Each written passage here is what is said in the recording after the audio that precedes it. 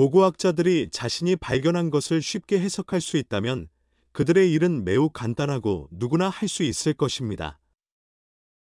하지만 이 영상에서 보게 될 물건들처럼 그들은 종종 자신들의 발견에 당황스러워합니다. 번호 1.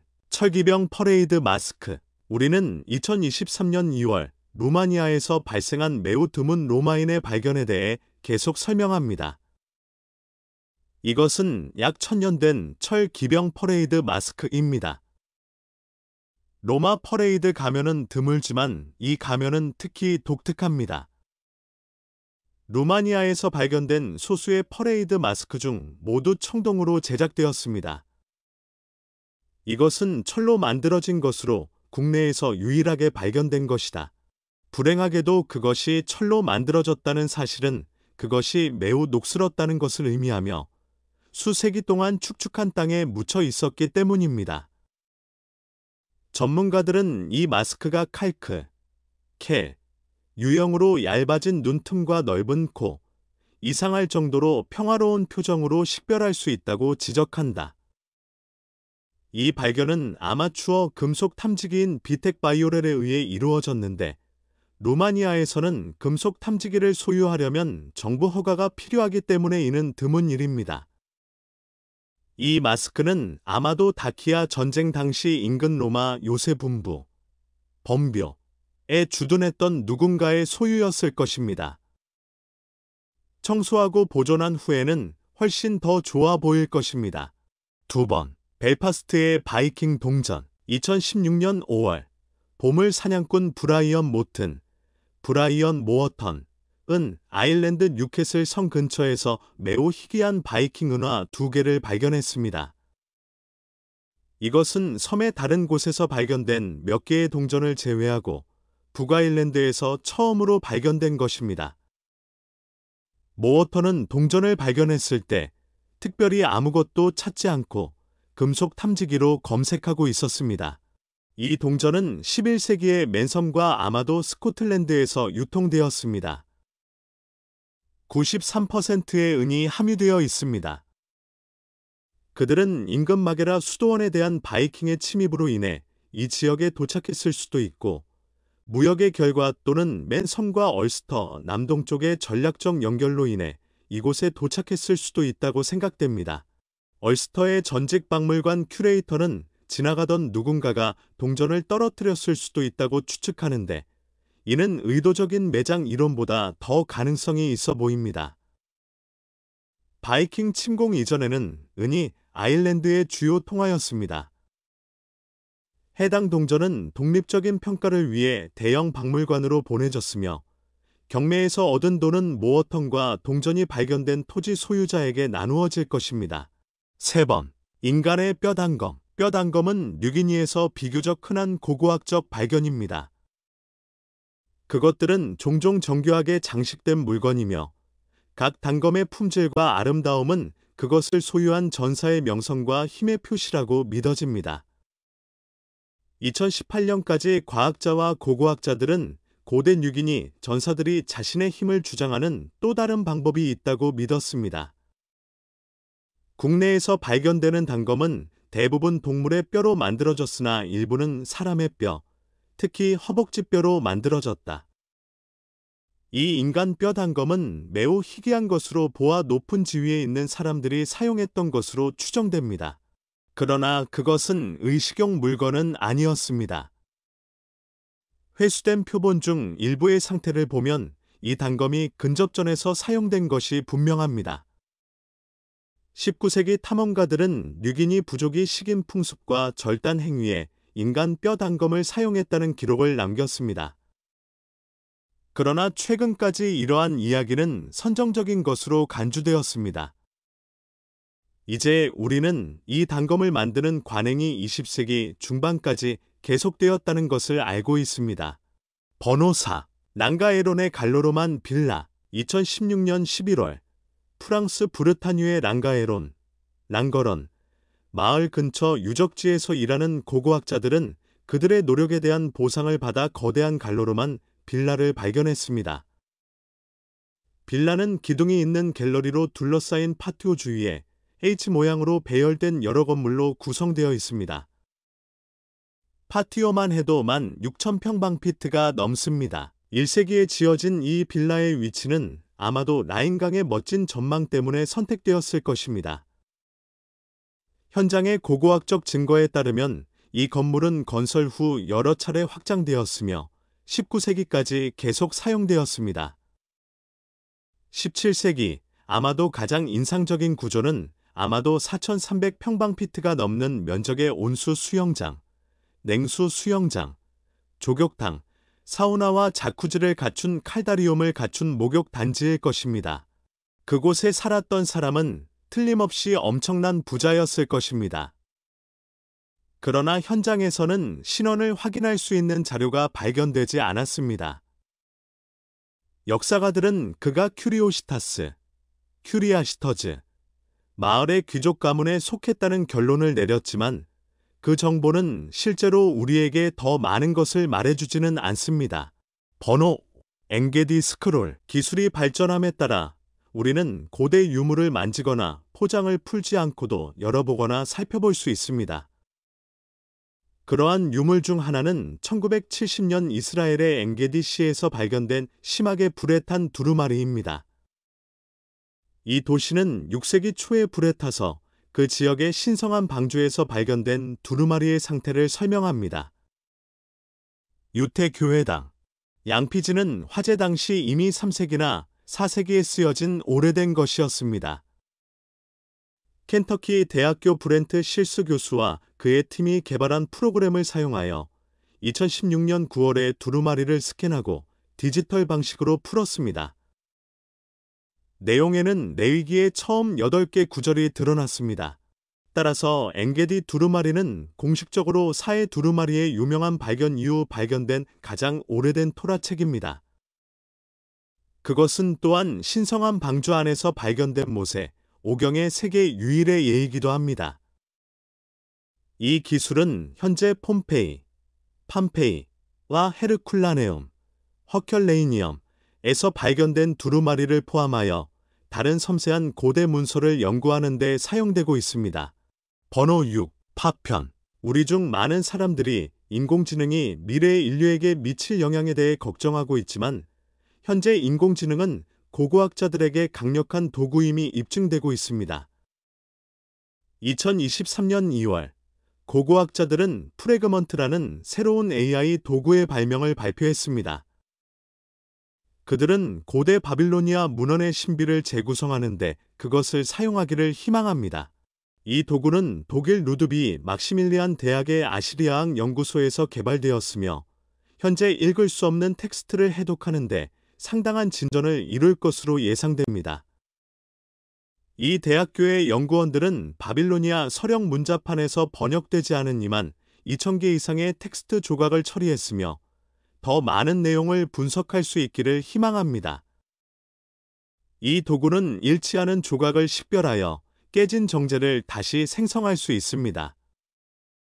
다른 태블릿에서 동일한 단어와 구문에 대해 알고 있는 내용을 바탕으로 쓰기 섹션을 일치시킬 수도 있습니다.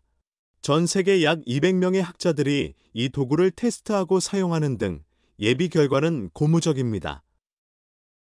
결국 대학팀은 모든 사람이 프래그먼트를 사용할 수 있게 되기를 희망합니다. 번호 7. 키시 태블릿 다음으로 키시 태블릿을 검토합니다. 이 석회암 유물은 이라크에 있는 고대 수메르 도시 키시의 성벽 안에서 발견되었기 때문에 그 이름을 얻었습니다. 일부 출처에서는 1923년, 다른 출처에서는 1933년이라고 말하는 등 정확히 언제 발견되었는지에 대해 약간의 혼란이 있습니다. 과학자들은 이 점토판의 연대를 5,000년 이상 전인 우루크 시대로 추정합니다. 키시 태블릿을 조사한 대부분의 고대 언어 및 문화 전문가에 따르면 이는 세계에서 가장 오래된 서면 문서입니다. 이는 매우 중요한 의미를 지니며 우리는 그것이 무엇을 말하는지 말씀드리고 싶지만 그렇게 할 수 없습니다. 판에 쓴 글은 그것이 글을 쓰고 있다면 부분적으로 그림 문자입니다. 징후는 일종의 원설상, 프로토큐니어포엄인 것으로 보입니다. 서령 문자 비문을 번역하는 데는 많은 어려움이 있습니다. 글의 기원에 대한 우리의 이해가 더 발전하지 않는 한 우리는 원서령을 번역할 기회가 없습니다.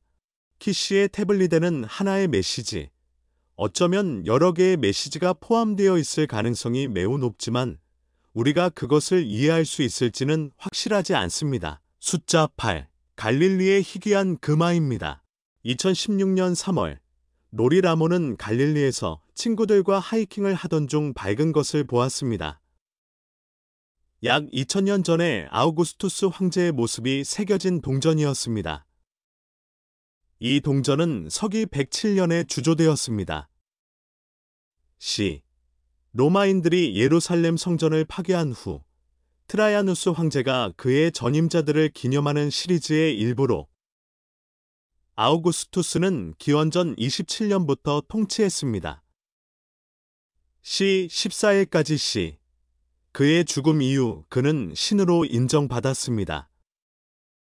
사실, 동전은 그를 신성한 아우구스투스로 보여줍니다. 이 동전은 극히 희귀합니다. 전 세계에 비슷한 것이 하나뿐입니다. 이스라엘 북부 키부츠에 거주하는 나이먼은 이 동전을 이스라엘 고대 유물청에 기증했습니다. 그가 어떻게 갈릴리 동부에 오게 되었는지는 아무도 모릅니다. 당시에는 마치 오늘날 탄산음료 한 잔을 $100짜리 지폐로 지불하는 것처럼 일상적인 거래에 사용하기에는 너무 귀했습니다. 이 동전은 더 큰 컬렉션의 일부였을 것으로 추정되지만 이 지역에서 다른 동전은 발견되지 않았습니다. 번호 9. 우주 동전. 이집트의 한 집을 개조하는 동안 외계인 머리와 우주선이 표시된 동전 세트가 발견되었습니다. 동전 중 하나는 대머리에 큰 눈을 갖고 있어 마치 외계인처럼 보입니다. 그중 하나의 뒷면에는 라틴어로 날씨가 좋을 때는 여기입니다. 라는 문구가 새겨져 있습니다.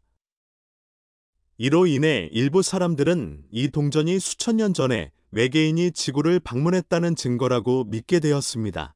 그러나 다음과 같은 질문이 제기됩니다.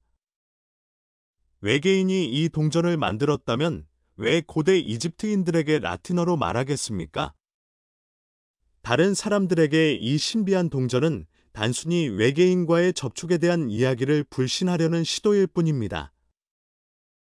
외계인 머리를 둘러싼 글자는 그리스어로 쓰여진 것으로 보입니다. 또한 구형 모양을 가진 17세기 프랑스 계산 토큰은 비행 접시와 유사하여 일부 사람들은 이 성경 이야기가 UFO와의 만남을 묘사한다고 믿고 성경에 나오는 에스겔의 바퀴와 비교하게 되었습니다. 많은 사람들이 회의적이지만 다른 이론에서는 이러한 동전 중 일부가 예술가들이 일반적인 동전을 특이한 디자인으로 변형한 현상인 니켈 호보슬의 예일 수 있다고 제안합니다. 18세기 중반의 사람들은 부드러운 금속으로 만든 동전의 이미지를 수정하기 시작했습니다. 예를 들어 미국의 아마추어들은 화장실에 앉아있는 여성을 녹음했습니다. 이러한 개조를 통해 가장 인기 있는 동전은 버팔로 구리 동전이었습니다. 사람들, 특히 기차로 여행할 시간이 많은 불황자들은 이 동전을 사용하여 창의적인 인쇄물을 만드는 경우가 많았습니다. 번호 10. 스페인의 거대한 보물. 2016년 4월, 세비야 지방 안달루시아 도시 토마레스의 건설 노동자들은 로마 청동 동전이 들어있는 암포라 19개를 발견했습니다. 암포라, 엠퍼러는 로마식 주전자의 일종입니다. 노동자들은 공원에 전기 배선을 설치하기 위해 도랑을 파다가 보물을 발견했습니다. 이 동전의 무게는 590kg이 넘으며 서기 3세기에 만들어진 것입니다. 기욤. 발견의 규모는 엄청납니다. 세비야 고고학 박물관 관장인 아나 나바로, 에너 너바로는 항아리 하나하나의 무게가 너무 커서 한 사람이 옮길 수 없을 정도라고 말했습니다. 참호를 파는 동안 주전자 10개가 부러졌습니다. 예비 가설은 동전이 로마 제국에 세금을 납부하는 데 사용될 것이라는 것입니다. 모든 동전은 매장되기 전에 최근에 주조되었으며 결코 유통되지 않았으므로 상태가 매우 좋았습니다. 작업을 재개하기 전에 해당 지역에 다른 숨겨진 보물이 있는지 확인하는 예방조치도 취했습니다. 번호 11. 스태퍼드셔 재무부. 뒷마당에 숨겨진 보물을 찾는 것은 꿈이지만 영국 스태퍼드셔에 사는 행운의 한 금속 탐지기에게는 이 꿈이 2009년에 실현되었습니다. 그러나 이것은 단순한 발견이 아니라 앵글로색슨의 가장 큰 컬렉션인 스태퍼드셔 보물이었습니다. 금과 은 금속 세공품이 발견된 적이 있습니다. 나는 전쟁 장비와 화려한 종교 유물을 포함하여 3,500개 이상의 항목에 대해 이야기하고 있으며 이는 역사가와 보물 사냥꾼을 위한 문자 그대로 금광이 됩니다. 이제 행운에 대해 이야기해 보겠습니다. 동전 한두 개를 찾는 것도 중요하지만 이 정도 규모의 보물을 발굴하는 것은 역대 대박을 터뜨리는 것과 같습니다. 스태퍼드샤이어 호어드는 복잡한 디자인과 세밀한 제작 기술을 통해 앵글로색슨 예술과 공예에 대한 전례 없는 통찰력을 제공합니다. 이 발견은 중요할 뿐만 아니라 역사적인 게임 체인저이기도 합니다. 하지만 여기에 질문이 생깁니다. 엄청난 역사적 가치를 지닌 보물을 발견하면 누가 그것을 차지할 수 있을까요? 탐사자, 지주, 박물관. 그것은 보도에서 당첨된 복권을 찾는 것과 같습니다. 당연히 스태퍼드샤이어 호어드는 소유권과 가치에 대한 상당한 논쟁과 협상을 촉발시켰습니다. 최종적으로 보물의 가치는 무려 328만 5천 파운드에 달했고 발견자와 소유자가 나누어 받았습니다. 그리고 그 다음엔 무슨 일이 일어날까요? 전국의 박물관들은 이 보물을 연구하고 대중에게 전시할 수 있도록 하기 위해 자금을 모으기 위해 안간힘을 썼습니다. 보물은 현재 버밍엄 박물관 및 미술관, 스토크온트렌트의 도자기 박물관 및 미술관을 포함한 여러 박물관에 보관되어 있습니다. 번호 12. 세계에서 가장 오래된 별지도. 매우 오래되고 독특한 물체를 발견하여 초기 천문학에 대한 우리의 이해를 변화시킨다고 상상해 보십시오. 1999년 독일 너브러 마을 근처의 진흙 들판에서 바로 그런 일이 일어났습니다. 그곳에서 보물 사냥꾼들은 금방 문양으로 장식된 직경 약 30cm의 청동 원반을 발견했습니다. 이 발견은 네브라 천상의 원반, 너브러 실레스첼 디스으로 알려지게 되었으며 그 연대는 대략 기원전 1600년으로 거슬러 올라갑니다. 이 원반은 청동기 시대의 걸작일 뿐만 아니라 천문도로서의 기능도 겸하고 있다. 금색 기호는 태양, 달, 별, 심지어는 일식이나 보름달과 같은 천체 현상까지 나타냅니다. 그 발견은 마치 천문학 역사의 퍼즐에서 빠진 조각을 찾는 것과 같았습니다. 그러나 더욱 흥미로운 점은 이 디스크가 처음에는 암시장에서 판매되었고 당국이 바람을 피우기 전에 불법적으로 유통되어 합법적인 고고학자들의 복구 및 후속 연구로 이어졌습니다. 최근 연구에 따르면 우리는 조상에게 더 많은 공을 들여야 할 것 같습니다.